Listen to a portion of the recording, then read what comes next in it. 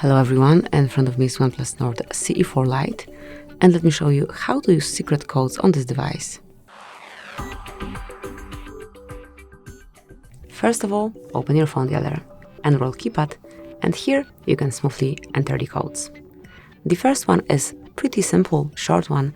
It's *#06#, and as you can see, this one will provide you with IMEI numbers assigned to your device. Tap on OK to exit, and then another code that you can use is *##426 #**.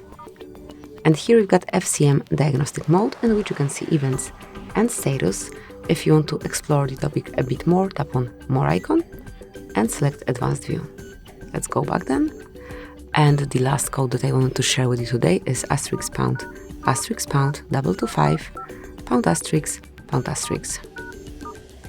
And here we've got the calendar info, in which all upcoming events are displayed. So that's it. Enjoy, explore all the areas. Thank you for watching.